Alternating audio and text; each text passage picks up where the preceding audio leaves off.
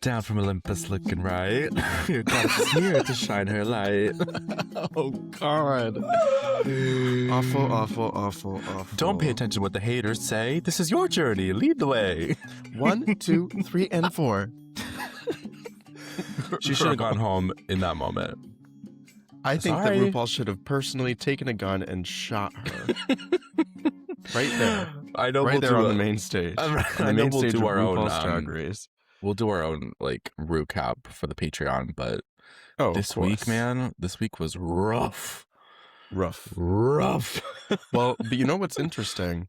Are you a pit stop watcher? I don't know if we've talked about that.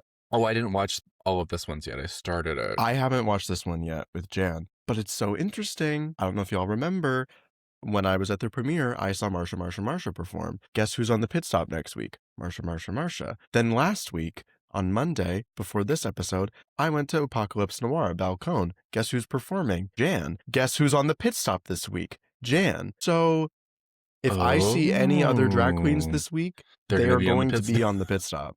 I'm convinced like it has to do with it's for me. At this point, the pit stop is for me. Can you see Thorgy then? Because I want Thorgy on the pit stop or Katya. Okay, I gotta find out. Now, this is like a responsibility I have. She's a New York queen, right? Or does she live in LA now? I don't know. I think she's in New York. I wish maybe I can just like. Maybe it's like. My question is like, is it if I see them in a show, or can I just see them like in real life? Like if On I the run street. into Lana Geray, is she gonna be on the pit stop next week? That's what I don't know. Oh my God. If Lana Sherie is on the pit stop, I will lose my mind.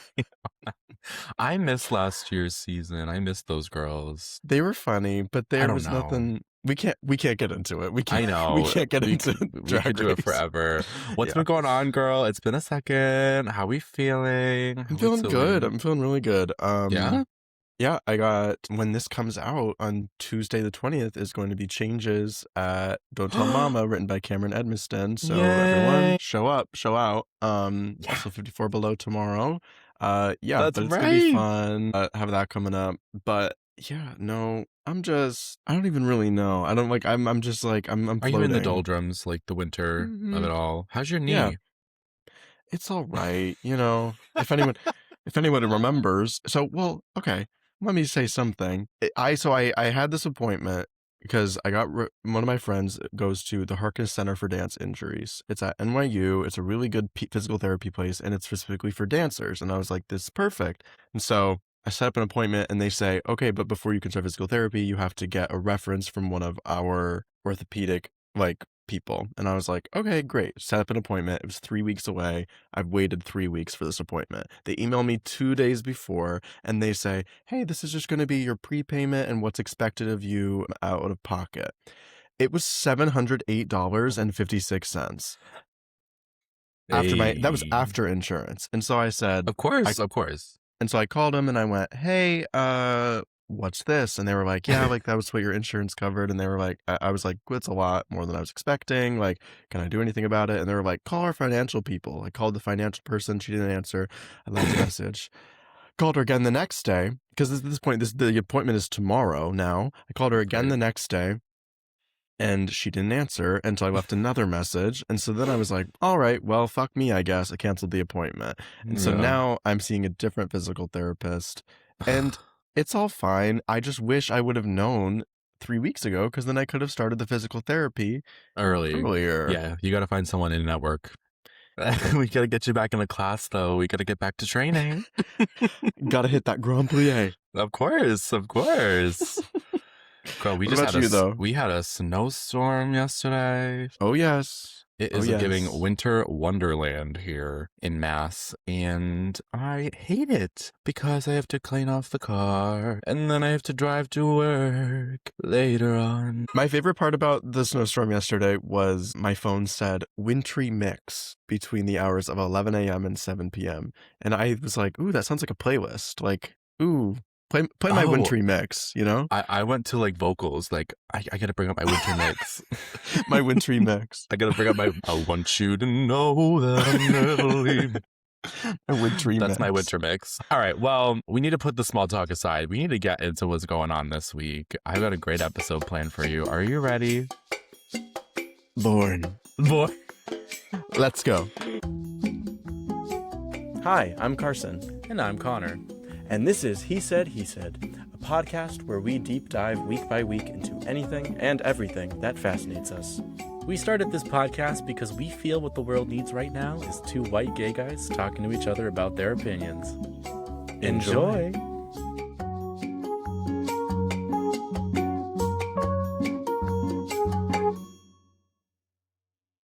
So, this week, I was racking my brain. What do I want to do? What do I want to do? Like, sometimes coming up with these topics, it takes a second. But this one came to me. It just came to me, and I thought, I need to do this. It's sort of like my gay heritage that I need to pass along to the... I'm not kidding.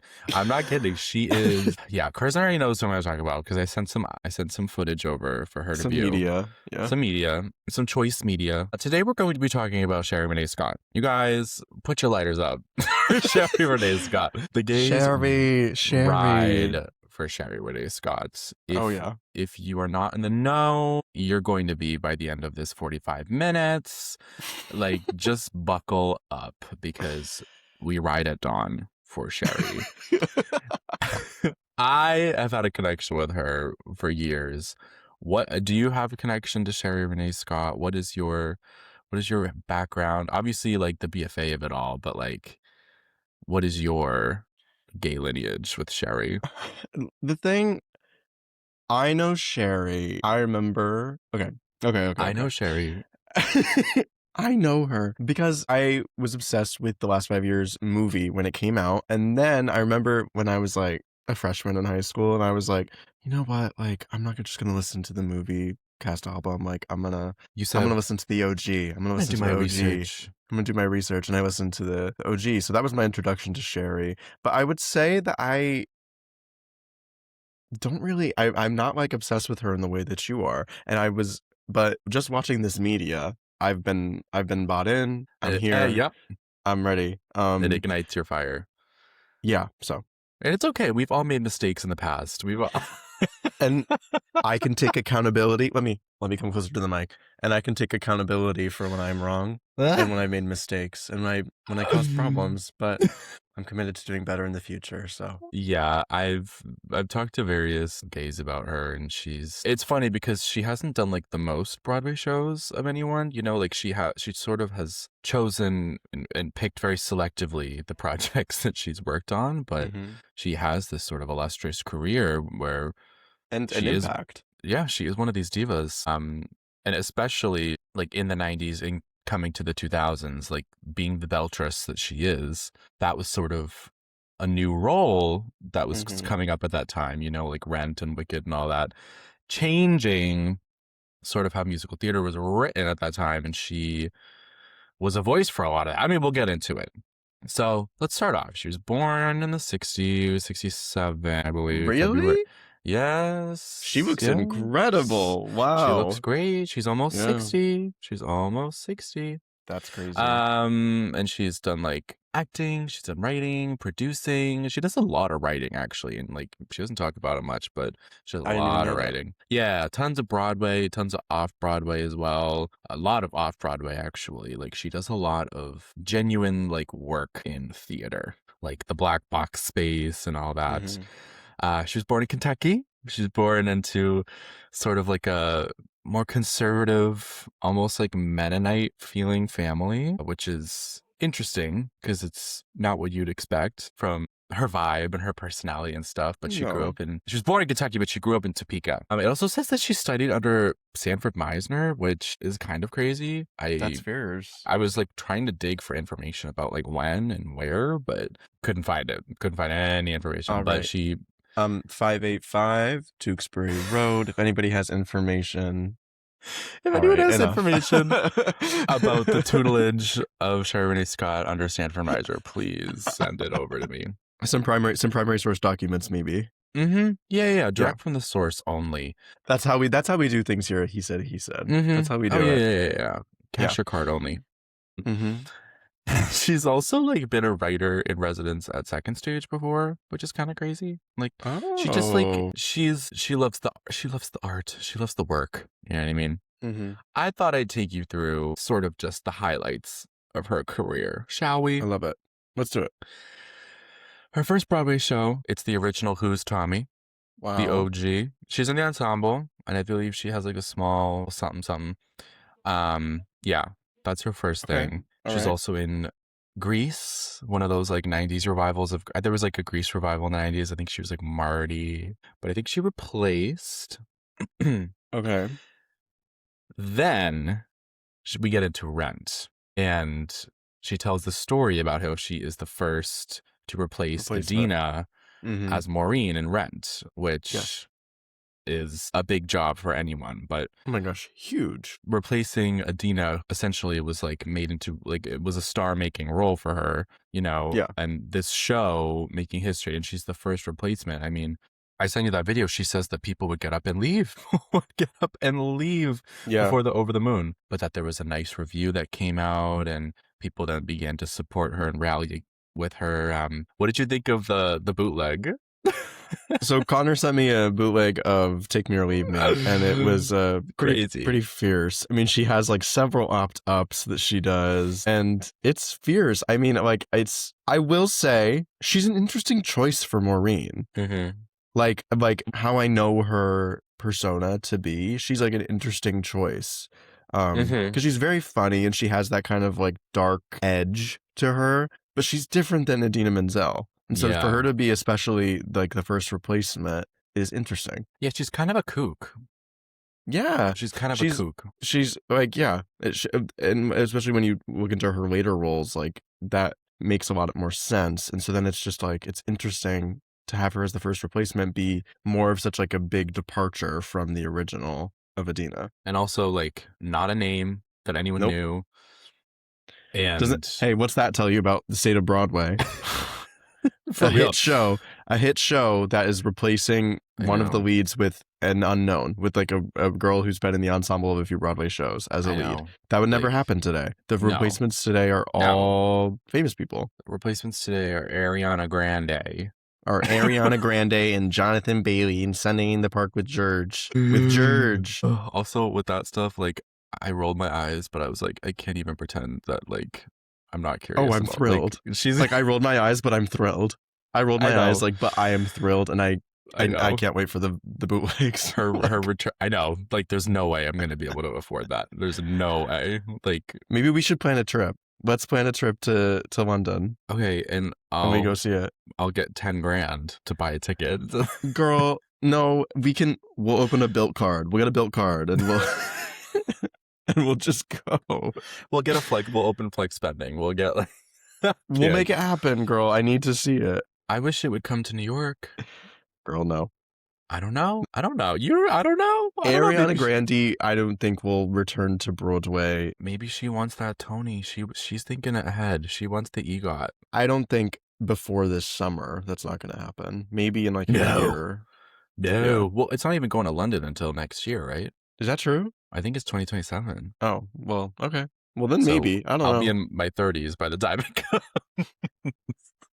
By the time it comes. Anywho. So, yes, Sherry's in Rent. And also, Sherie has a unique voice. Like, it's not that she's not like a run-of-the-mill sort of like replacement actress. Like, she has a very unique vocal styling. And also, that was like Rent's whole vibe, is like they were looking for the eccentric, sort of like more punkier singers at the time. So I could see how she landed in Rent. And the fact, Do you know, was she part of the show before she replaced? Like, was I she in don't the think ensemble or was so. she an understudy? I don't think No? so. Okay. I mean, I could be wrong about that, but I don't think so. And it's so cool to see her do it with like the original Joanne. Her Mhm. name's escaping me. Freddie something. Freddie Walker. Freddie Walker, yeah. So she does Rent. It's rough at first, but she makes it through. She doesn't Mhm. opt up on Give a Damn. And it's like kind of crazy, and she's kind of screaming, but you don't care because you're like, oh, it's high belting. And Yay! she kind of gets a pass sometimes in that department because you're like, are you screaming? Yes, but it's okay because you're high belting. Yeah. And whatever. She then goes on to Aida. And this is sort of her first like breakout because it's this huge hit. Heather Headley wins the Tony. Adam Mhm. Pascal, a past Rent co-star, and What's great about I grew up also on this bootleg of Strongest Suit. What'd you think of this? Had you seen this before? I had never seen this before. You've never seen? I had never seen this before. This was probably my favorite video you sent me. Guys. It was like, guys, if you haven't watched Strongest Suit from Aida with Sherie Rene Scott, oh my God, change your life and do it. Like, it is so queer. Like, let me say, very. like I was like shocked, and she sounds good. Like, she sounds healthy. really good. It's like really full and supported, and like she's just like giving it all, and she looks great. Everybody looks great. Like, everybody is styled well. Like, the background vocals, guys, it's just a treat. Y'all gotta watch Aurora Spider-Woman. I'm calling them out because they got the goods. They got the good stuff. Sherie Rene Scott, My Strongest Suit. Aida. Y'all gotta see My Strongest. It's required viewing. Funny enough, later on in the run in Aida, Adina went into the show and replaced Sherie Rene Scott. How funny is that? That's fun. I bet they like high-fived on the way out. They're like, all right, see ya. They're like, you go up. There is a boot of Adina doing Strongest Suit. I haven't watched it in years, but I remember not liking it. Anyway, so but moving on. I've already talked enough shit about Adina.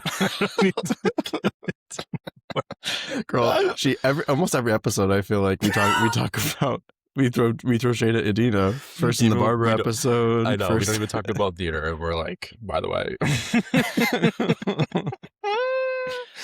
Oh my God. I'm laughing this morning. Okay, so that was her big breakout. She kind of takes a second. What year was that? 2001 was Aida? I believe, yes. Yeah. Yes. The next year, 2002, she works on this little project called The Last 5 Years, which is where I believe I was probably first introduced to her in your gay adolescence. Because I remember Last 5 Years before the movie came out. I remember the movie coming out like recently after I had found the musical. You discovered, yeah. What's your connection with The Last 5 Years? Because I have a lot to say. I think I've already talked about it at the beginning. My connection with The Last 5 Years is I knew the movie first, and that was my introduction to it with Anna and Jeremy. But then, as I said, I went and listened to the original quickly after.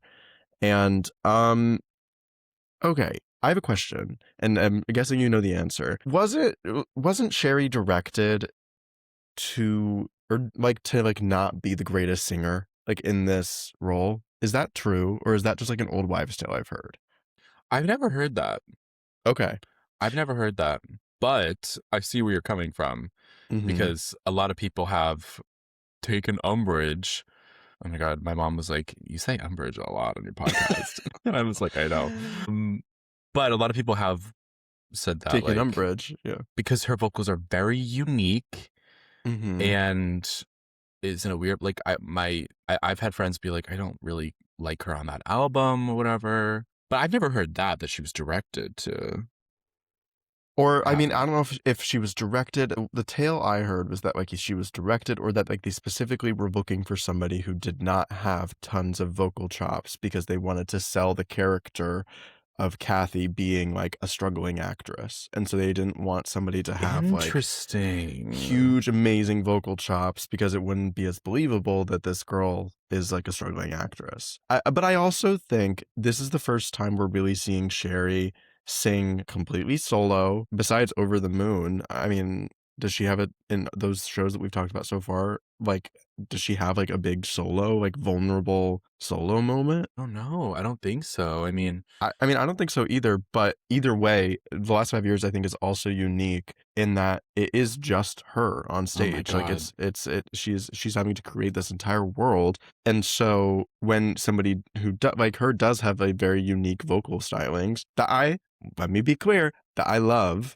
it. I think it's great. I think she sounds great, but I think it is unique. You can't deny it. And at some times people don't have a taste for that. She has been pitchy in her life. Oh, haven't we all? I'm not blind to that. I'm not blind to it. Like, yeah, for sure. But to her, and I think this is true in all of the roles that she's played, but especially in The Last 5 Years, what is more important to her than hitting the note perfectly is telling the freaking story. And and Can I Mama. argue that Mama, the acting makes up for it? I don't know. Again, there's another Tenfold. I don't there's even care. So, and I think she sounds better live. I was watching those I mean, I've never bootlegs and heard I her. was like, Yeah. she sounds fucking fierce live in this small off-Broadway theater. I liked her more in the bootlegs of last 5 years than on the album. Yeah. I think she sounds better. And it's Yeah. because I think she's doing it. She's like She's doing doing the it. part. She's like it's not like she like sat down in the studio and was like, okay, like let me think about it. No, she has an audience. She's telling the story. She's doing her job, and it's getting recorded, you know? And to see like acting that is connected and like nuanced, what a treat. That like Yeah. to see her like have these, because these songs are so musically and lyrically dense, you don't like, she makes the choice to not overact and do so much.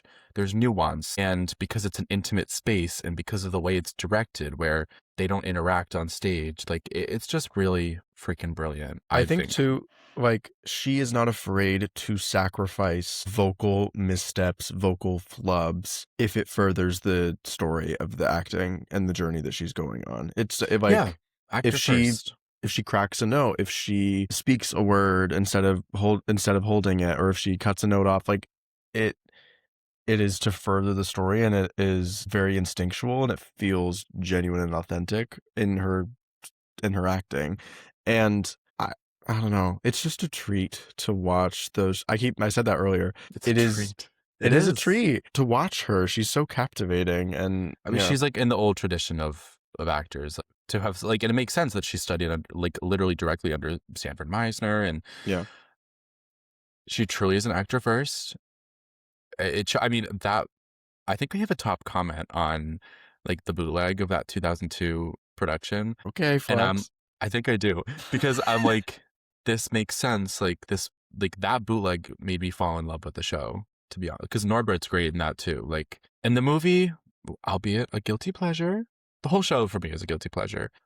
I mean, the movie I feel is not as successful in its attempt because the original concept is that they don't interact. Like you're seeing vignettes, and then in the movie, it's like, I was very confused watching the movie, if that makes sense. Like I was like, but I mean, well, and I mean, to talk about it, because I brought it up earlier. yeah. I mean, do you feel differently seeing somebody like Sherie Rene Scott, who's maybe not the most classically trained, amazing vocalist, sing those songs, versus Anna Kendrick, who has that more typical contemporary MT mixed belt, very healthy kind of sounding voice? I mean, how do you feel? Do you think it changes your perception of Kathy as a character? Do you like it more? Do you like it less? I don't know. What do you think? When I'm of two minds in it, because when I'm in the car, I'm putting on Anna, because the production of that album I think is really good. Yeah. TBH. No, it is. It is. But if I'm like looking to like, if I want to watch, I'm choosing the bootleg because it's so good. Like she finishes A Summer in Ohio, and then she immediately goes to take a bite of a sandwich, and like that's the last beat of the song. I'm like, she's fucking brilliant. Like it's literally, she's writing in her journal. That's the song. I'm like, and she does the whole thing sitting.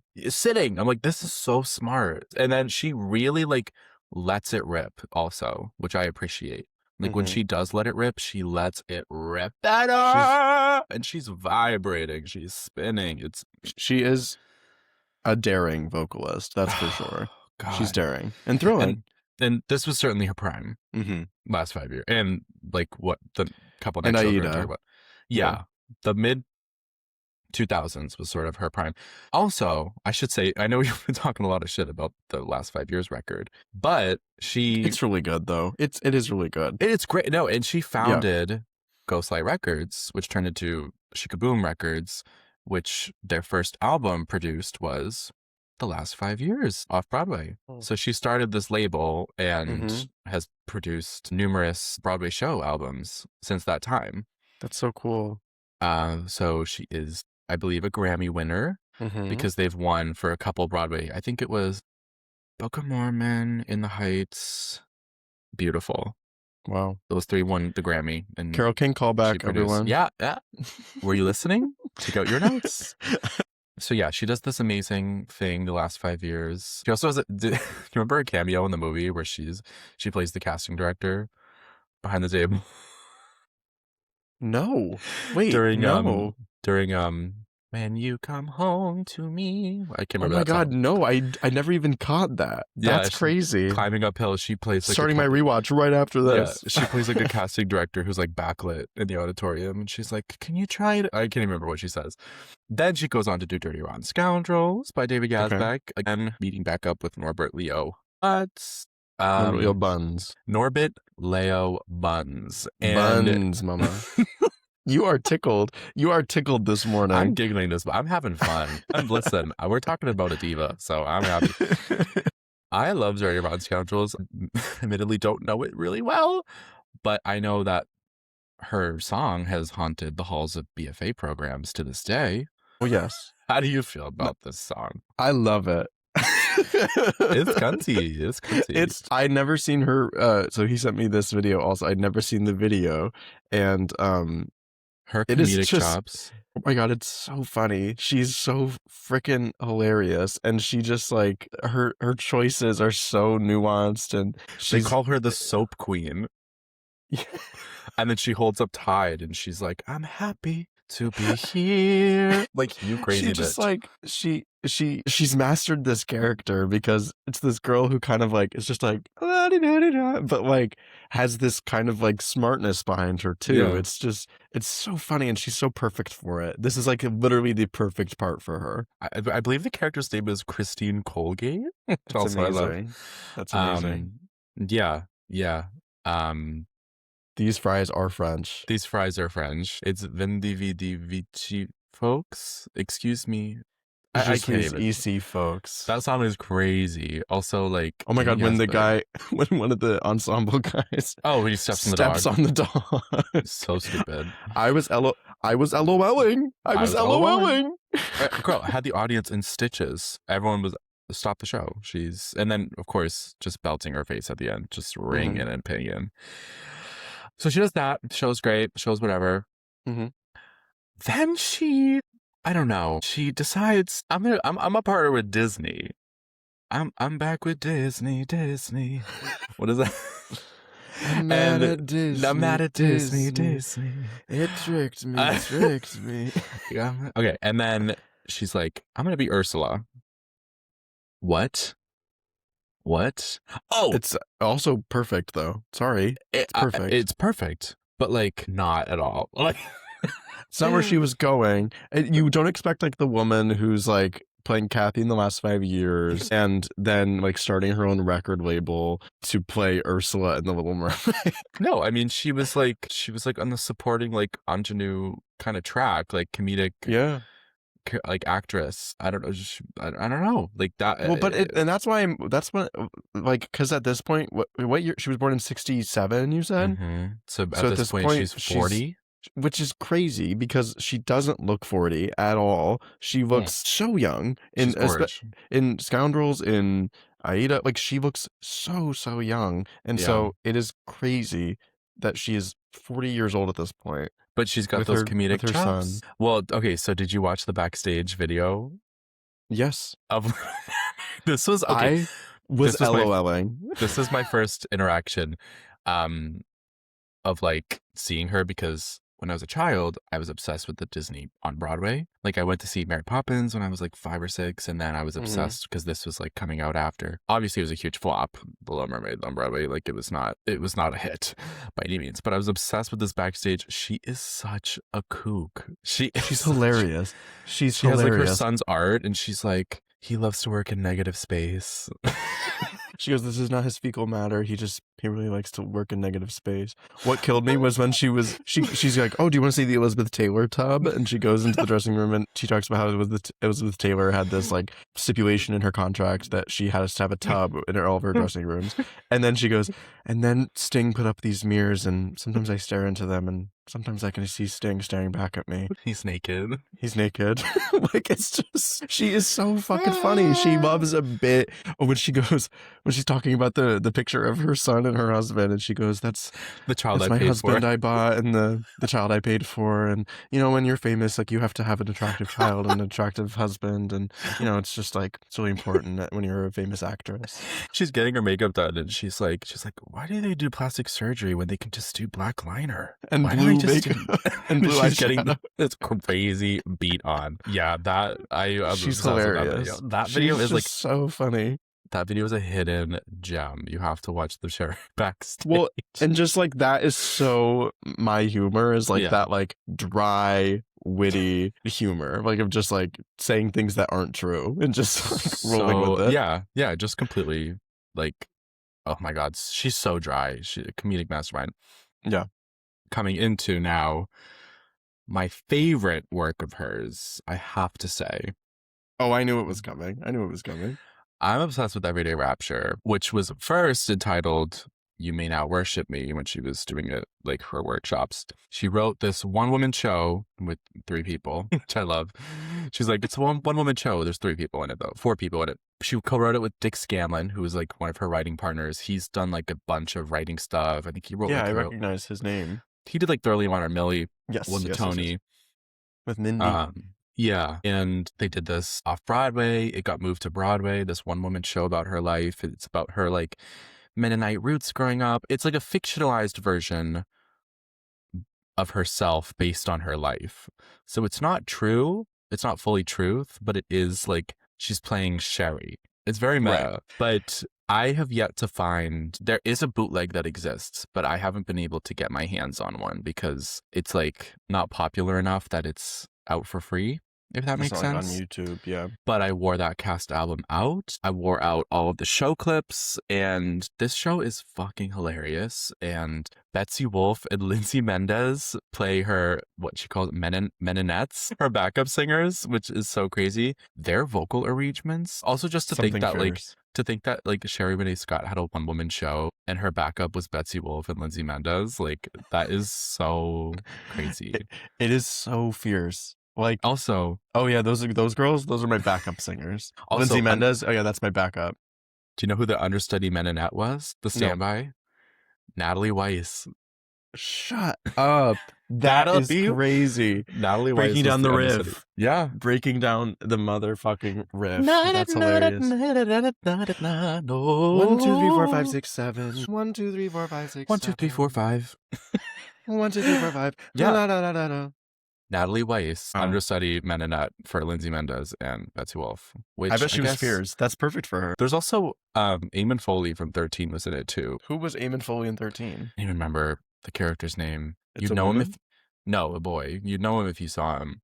Eamon Foley. And he plays like her biggest fan. And he's like 15. This little like gay kid. He portrayed Richie. He was in the backstage video. Yeah, he was like one of Brett's friends. The like, what's the song they sing? The Kendra. yeah, hey Kendra. Yeah, that thing. Did you watch the backstage video for Everyday For- Rapture? I did. Yes. So crazy. They have these like stupid backstage vlogs where they all pretend to be like afraid of Sherie. He's asking all these questions, and like Lindsay and Betsy are answering, and they're like, Sherie likes it this way, or like, well, you have to do this for Sherie, and then the whole time Sherry's just sitting there like reading, and she's like, grape, Chip. and then at the end she goes, grape, chip on a grape. Chip grape on the chip. But they all braid. It's like so funny. And there's Oh like my there's like a God. bunch of those like backstage videos, and it's And that's all what like I mean. She loves a bit. Like she loves like to like get into it and like be funny with her friends. And I love that. she is such a kook. And then of course they do their cunty little performance on the Tonys. And everyone was like, what was that show? It's like, what the fuck? But yeah, they do the iconic up the ladder to the roof a week. It's so good. The gays live for Everyday Rapture. So she does that show. It's wildly successful. It's a critic picked the New York Times. Obviously, it gets to move to Broadway. Who wrote the music? Did you say It was like a compilation show. So she picked songs from that had existed Society? Yeah, I got you. from society. Like she sang a lot of Judy Garland. Mm-hmm. Like she did Get Happy, Atchison Topeka, Up the Ladder to the Roof is a big one. Gets nominated for best book of a musical, her and Dick Cool. Scanlon, and then she's Mhm. also nominated for best actress in a musical at the Tonys Fierce. for her Is one this woman her? show. Is this her first Tony nomination? No, she was nominated for Scoundrels. Oh, of course. Of course. Yeah. Well, girl, here I am. Here's my Tony. Here's my Well, no, she didn't win. But She didn't win. I think she technically has one because Ghostlight or Shikaboom technically has like a honorary Oscar. An Oscar. Tony. She Oh. should have an Oscar. she should. Okay, so she's at her peak. This is like great for her. Then she does a little project called Women on the Verge of a Nervous Breakdown. Ooh, I've heard of this. Yeah, what have you heard? Not much. Tell me. This is kind of an infamous sort of project. I've listened to a bunch of the songs. This is also a David Yazbek project. So it's the same guy who did Scoundrels, right? It's based off of this old Almodovar movie. Not old, I shouldn't say old, but it's based off this movie and all-star cast. You know, Sherie Rene Scott's at the helm. She's the lead. She plays Peppa. You got Brian Stokes Mitchell. You got Patti LuPone. You got Laura Benanti, Danny Burstein. Wow. You have just like an all-star cast. Huge flop. Huge flop. Like millions and millions lost. The critics slammed it. Ben Brantley like completely slammed it in the Times. It was just, and that's back when reviews meant a little bit more. Yeah, it was completely slammed, and apparently it was just a hot mess. There are some songs that are, I hesitate to say like popular, but like Laura Benanti's big song is pretty, what's it called? Model Behavior. Okay. And it's like great. It's like her like kitschy number where she's like leaving a bunch of messages on an answering machine, and it's like really funny, and she gets a Tony nomination. Laura Benanti and Patti LuPone both get a Tony nomination for this show, which is crazy. Also, it's never been confirmed, and there's not been a lot of like journalism done about this, but there's rumors that Patti and Laura sort of were like against Sherie in some capacity, and there's rumors of like bullying, and yeah, it's kind of fuzzy, but like there have been like vague tweets about, you know, Patti and Laura obviously like being friends from like Gypsy and everything, coming in and sort of steamrolling, and it kind of became the Patti and Laura show as opposed to the Sherie show, even though Sherie was at the helm. So I don't know. Neither have like spoken out about it, but in all of the press that Patti did, she like never mentioned Sherie. I'm not kidding. Like all the interviews, she's like, yeah, working with like Laura and Brian, and kind of crazy.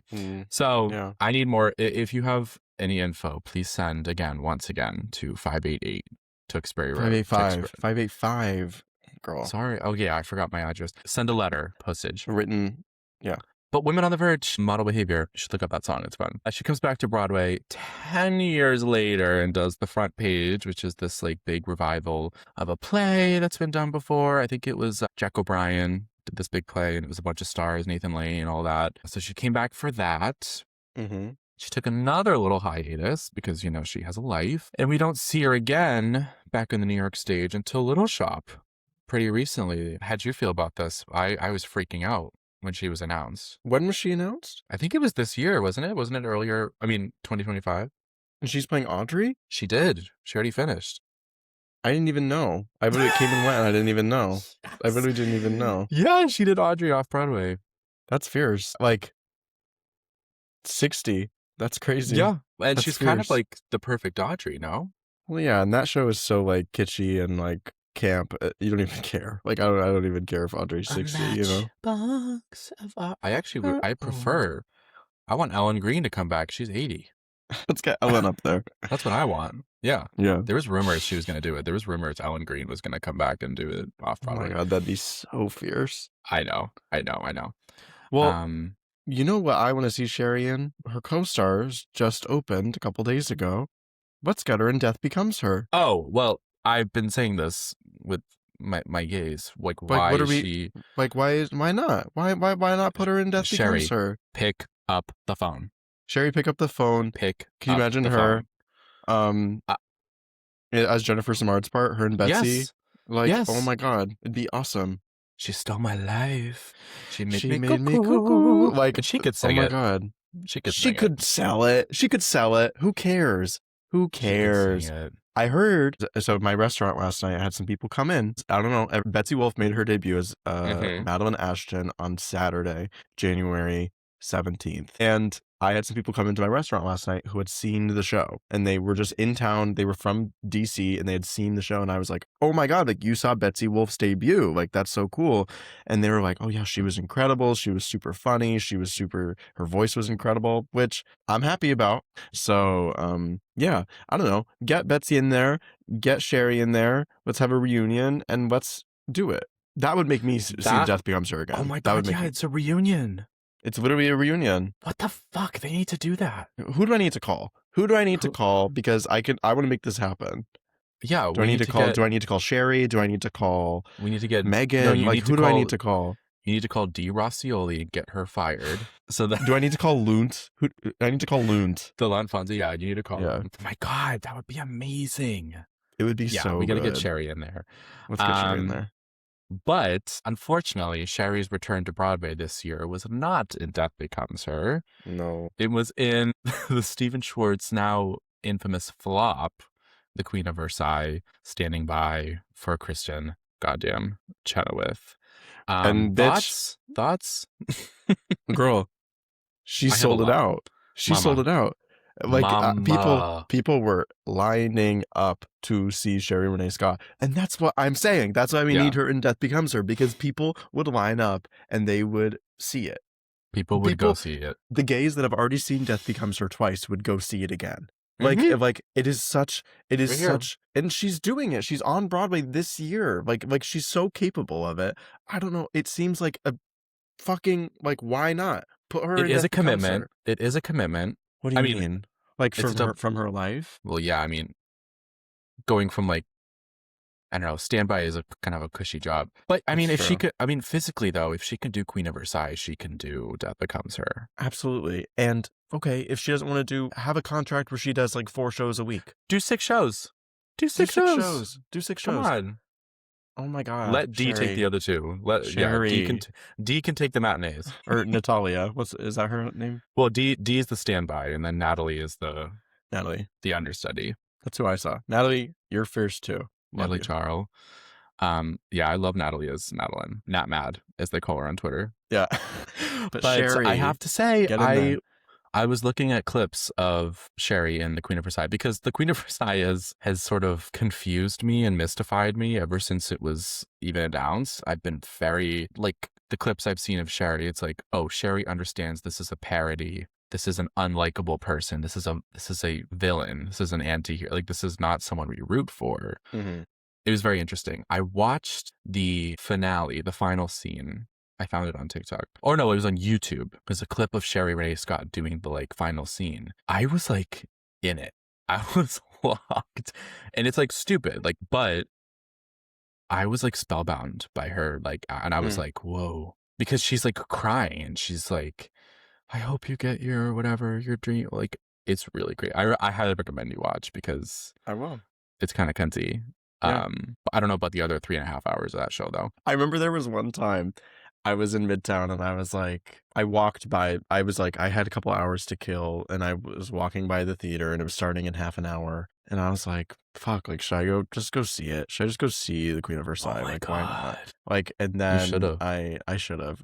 But and then I looked up how long, I asked Google, how long is The Queen of Versailles on Broadway? And it said 2 hours and 45 minutes. And I said, all right, I'm okay. I said, no thanks. But the thing, I wish I would have gone, because I could have left at intermission. Do you know what I mean? Yeah. Like, and that's what I'm realizing about going on like solo dates. Like, if like I'm an AMC A-lister now, okay, Humble and brag. humble brag. Yeah, I'm paying $28 a month. Okay, money bags. And the thing is, when you go to places by yourself, you can do whatever you want. You don't owe anything to anybody else. It is just about you. And so if Yes. you go to see a movie and you don't like it, you can leave. Leave. Like nobody's judging you. You're not with anybody. You don't owe anybody anything. So I wish I would have gone, because if I didn't like it, or if I had somewhere to be, I could have gotten up and left. Like Yeah. honestly, like I could have. So I wish I would have. I would have Sorry, seen Sherie. Steven. Oh my God. What the fuck happened there? Like, one of the best writers. You would think, and now it's probably going to get like a nomination for Best Musical, because there's no other fucking musicals in the category. I don't know. I don't think they'll do it. I don't think they'll do it. Watch them do it, We'll though. see. Didn't it get critics pick? I think so. I think so did Redwood, so. Red. I'm climbing the tree. Oh my I'm God. on the tree. We can't stop. I'm on it. I'm on the tree now. I'm going up. I'm hanging from the tree. Bro, we can't escape it. We're always clowning Adina. Well, anyway, that is the illustrious career of my queen, Sherie Rene Scott. Any final Very thoughts? good. I just love her. I think she's I do so too. funny. She's such a kook. And she's so like unapologetically herself. That's what Very I love about herself. her. Always herself. And she finds the humanity in everything she does. So Acting. love you, Sherie. Acting. A capital Love you, A. Sherie. Acting. Yeah. Well, Cars, it's Yeah. come to that time of the app. We got to discuss some things. I got some questions for you. I'm curious about one of two things. The What? first being, what are you obsessed with this week? What has been titillating you? What do you have to share? All right, everyone. Since we're talking about musical theater girls today, you ever go like down a YouTube rabbit hole where you just like keep hitting next video, next video, next video? I somehow stumbled upon this girl, I'll say. Her Yeah. name is Waverly Wheaton, and she is 13 years old. And she has many videos on her YouTube channel of her playing Elle Woods in Wiggly Blonde Jr. And this girl is fierce. She a is star. absolutely fierce. She's a star. She has an incredible voice. And then I go to her channel and I'm like, what else has she posted? She's got herself, she's a competition dancer. She can do like 8 million turns. She can do acro. She can do and she can act and she can sing. She is going to be something. I'm calling it now. Waverly Wheaton, if you choose to be it, you will be a star on Broadway. Like, Oh my I am God. calling it now. 10 years, we'll see how it goes. But You're Waverly literally Wheaton, scouting her. Waverly Wheaton, I am your fan. I'm your biggest fan. I love you, Waverly Wheaton. Oh and my I hope really good things God. for you. So yeah, everybody do yourself a favor and go look up Waverly Wheaton, 13 years old, playing Elle Woods on YouTube.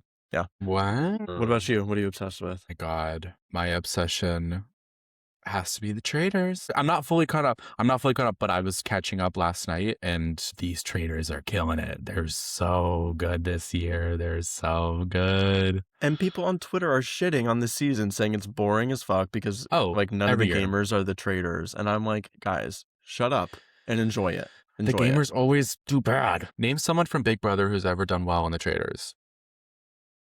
Oh wait, Name one person Oh, from wait. Big Brother who's done well. I'll wait. right. Oh, Anyway, right. no, they're fucking crushing it. I'm not fully caught up. No spoilers. I'm not gonna whatever. But yeah, the traders, my obsession I this love it. week. What are you putting to bed? What are you done with? What are you saying? I can't. Okay, so when I originally thought of my answer, I was going to say men in public restrooms, but then I felt the need to specify cis men in public restrooms. Specifically, you guys suck. You guys suck. You guys suck. You're weird. You're weird. Why is there poop on the toilet seat, guys? How did it get there? How did it Why get is there there? poop?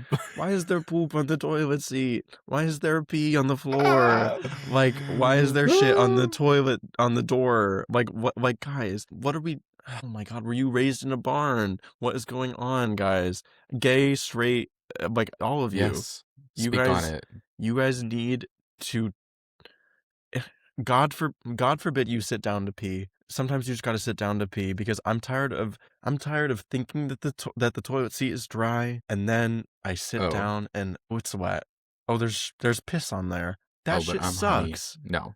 Yeah. That shit sucks. So let's grow up. Let's take accountability for ourselves and let's be adult in the restroom, cis men. This is your charge. I am the leader, and I will lead you to the other side. Because I remember working at the 34th Street Macy's, where I worked for an entire year, calendar year. That restroom was tore up, so to speak. Anyway, They don't know how to do it. They don't. No. They don't know how to do it.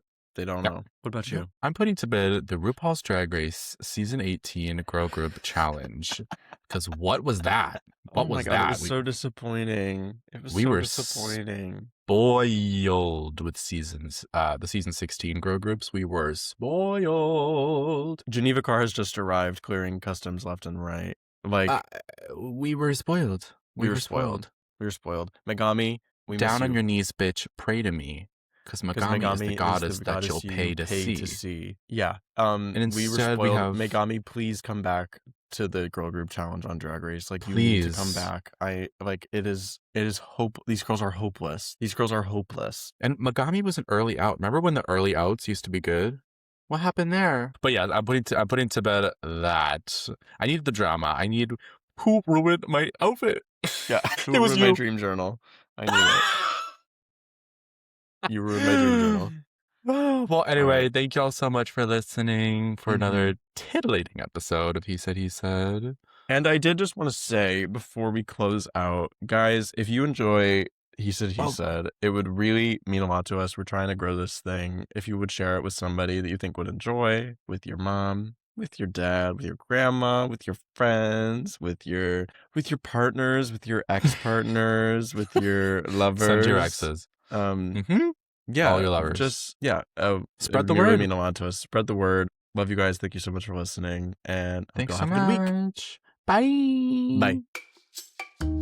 Thank you for listening to this week's episode of He Said, He Said. If you'd like to follow us, we are on Instagram, TikTok, and YouTube at He Said Podcast. You can find all of our other episodes wherever you listen to podcasts. This episode of He Said, He Said was hosted by Carson Timmons and Connor Mangan. All of our editing and production comes from Carson Timmons, and our music comes from Carson Timmons. See you next week. Clock it. Sherie.